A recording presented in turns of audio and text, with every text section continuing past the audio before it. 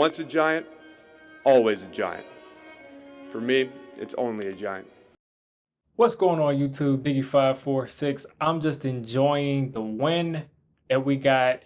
This is the first Victory Monday of the year. I'm pretty sure the first Victory Monday of all of 2025. I don't think we won our last game last year.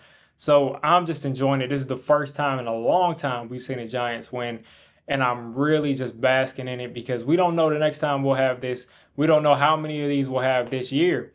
But funny that I speak of that, I really wanted to talk about if Jaxson Dart and this defensive line could turn this season around.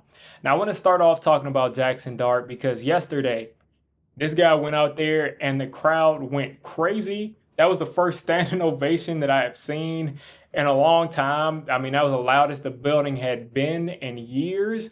He goes out there and immediately goes down the field and scores a touchdown, and he's doing his dance. He's doing his TikTok dance. He's like showing off for Gen Z. And he just goes straight down the field, and it's just instant. You can instantly tell what Jaxson Dart brings to this team. And a lot of people say, like, it's the mobility, it's the legs, that's the difference. Him and Russell Wilson, it's not just the mobility. It's the ability to rise his level of play in all of the key moments. Every third down, not every third down, but most third downs, he was picking it up with his legs. He was picking it up throwing the football. There were times where he got thrown crazy looks where you're like, oh, this is a rookie quarterback. Don't do anything stupid. And he just stayed calm. And he's just, navigating the pocket, moving around. He's saying they're rushing 3 people. They're dropping 8. They're rushing 2 people. They're dropping 9. They're rushing 4. I have some time. So he sits back there and he moves around. And he took 5 sacks because, he's new to the game. And, he doesn't necessarily know when he should get rid of the ball. He's going to figure that out eventually. It's just him adjusting to the game. But other than that, he knows when not to panic and just say, oh, because they're simulating pressure, I still only see 3 people rushing. So I'm going to relax here.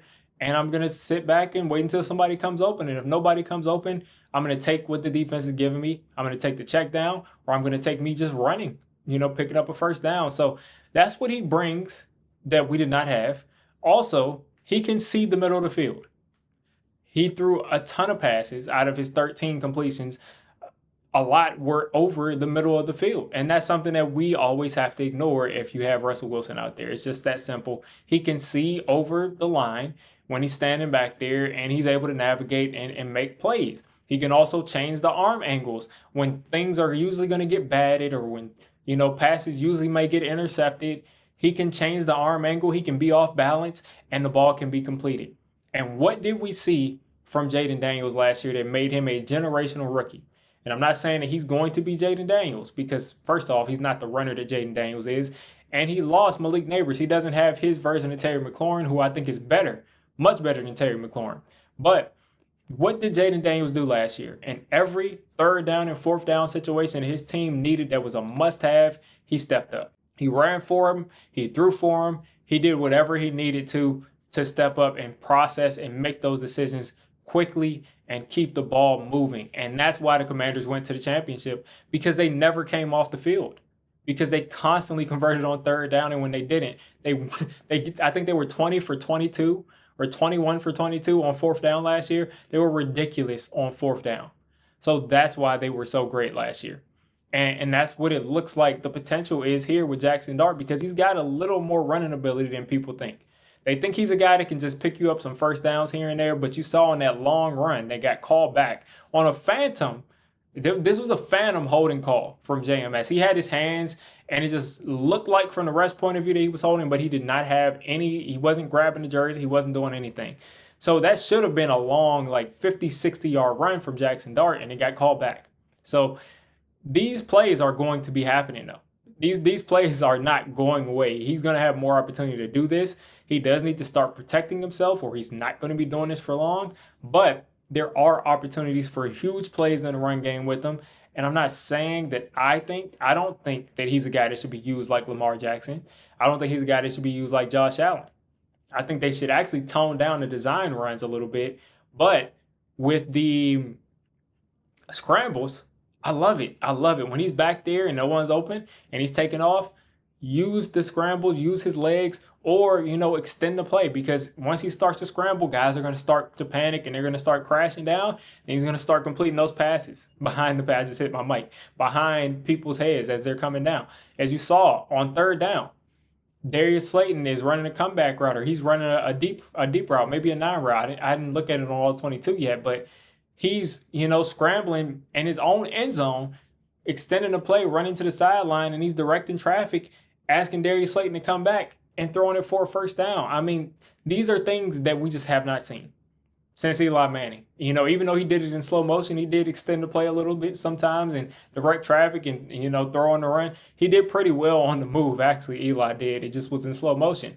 But this guy's doing it in fast motion. So we didn't get that with Daniel Jones. So I'm really excited with the way he's able to maneuver back there. He's never running backwards. We're not going to have these sacks where we lose 15, 20 yards because he's trying to be like Patrick Mahomes or Caleb Williams.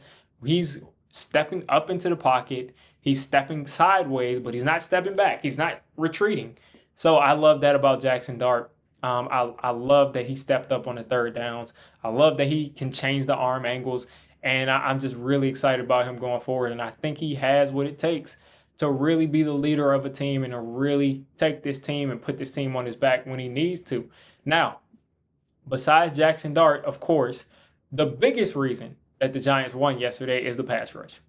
We had 20 pressures yesterday. We had 14 quarterback hits. We hit Justin Herbert 14 times. We got 5 hits from Abdul Carter. We got 4 hits from Brian Burns. And we got 9 pressures from Abdul Carter. So we were all over the place. Our first rounder and our high paid pass rusher both showed up. They took over the game. Dexter Lawrence tipped one in the air and caught it and almost took it back for a touchdown. They got some more pressure on him. They made him throw another pick. So they were harassing Justin Herbert. He had no space, no time back there. And think about it, folks. We have played against Dak Prescott. We played against Jaden Daniels. We played against Patrick Mahomes. And we played against Justin Herbert. We got Spencer Rattler next week. Imagine these guys who aren't elite processors, who aren't getting rid of the ball in 2 seconds. Imagine these guys. Imagine how they're going to look getting rid of the football that quickly against this pass rush, because that's the only way you can combat it. Going back to week 1, all of these guys are getting rid of the ball quickly. They'll have you thinking, the media will have you thinking that this pass rush is just like disappearing. But for the most part, these quarterbacks have been getting rid of the ball very, very quickly. And again, when we have quarterbacks that are not elite processors that we're going against, like a Spencer Rattler, we'll see how we look, as far as a guy like Bo Nix and other guys coming up. But definitely a Spencer Rattler, they're going to struggle against this pass rush, and it's going to consume them. It's going to be a very, very bad day for quarterbacks that are not these superstar, amazing quarterbacks that we've played. We've played top 10 quarterbacks all year, top 10 guys all year. So that really excites me as far as the pass rush goes. I really think that this unit, along with Jaxson Dart, and Jaxson Dart lost Malik Nabers, don't get me wrong. He's going to need help. He's going to need Scatterboo to continue to be efficient running the ball, to continue to get positive yards. We had, I think, 2 negative runs yesterday, but the rest out of our 45 attempts were positive runs or no game runs. So that's what you want out of your running game. Consistent, on schedule. Never have us in 2nd and long or 3rd and long. Very, very reliable. That's what you want. So we need Scatterboo. We need Tracy back. And I'm expecting us to at least go out and get a guy like Odell Beckham Jr. We'll see how that goes. But I am expecting us to either elevate Lil Jordan Humphrey or us to go out and get Montrell Washington. I forgot what practice squad he ended up going to. But one of those two, both had pretty good chemistry with Jaxson Dart. But I think both of those two could they could really play a role as far as being a possession receiver, a reliable guy for him on these third downs. So I really think that Dart could be a real difference maker here. I think he can definitely turn this season around. Now, I will not say that we're going to, make the playoffs, but I would definitely love to be in the conversation. I would definitely love to be, what are we at? 1 win now? Let's get to 2-3. Let's get to 2-3 this upcoming week, and then we'll see where it goes. Because if we can be at 7 wins in the end of November, or somewhere in that 7 to 8 range, which, you know, is going to be tough because of the schedule we have, but it's definitely possible. If we can be around that 7 to 8 win range, you know, 6, 7 wins at the end of November, beginning of December, because I think at that point we'd have a whole month left. Anybody's game at that point, you know, anybody's season. So make it interesting, make it fun. And if these guys can continue to play like how they're playing on that defensive line, and we continue to see Dart progress, and these games start to go from him just making all of the clutch plays that he needed to make to him making big plays along with the clutch plays, an elite quarterback or elite play from a quarterback, because you gotta give a guy a couple years before you call him an elite quarterback. But elite play and elevating play from a quarterback, and especially along with legs, that can really change a franchise. And we really need somebody to come and change this franchise. So you all let me know what you think of Jaxson Dart's first game. I'm not going to say that this team is going to turn around and be a playoff team, but I am saying that hopefully Jaxson Dart can make this a fun season, and we can be towards the end of the season in the last quarter, thinking like, you know, maybe there's a shot at if we do the improbable and win out, then we could be a playoff team. So you all let me know what you're thinking of Dart, what you're thinking of this pass rush. I think really this rush can keep us in every single game. If we can get early scoring from the offense, this pass rush can keep us in all of these games. So again, you all let me know what you're thinking.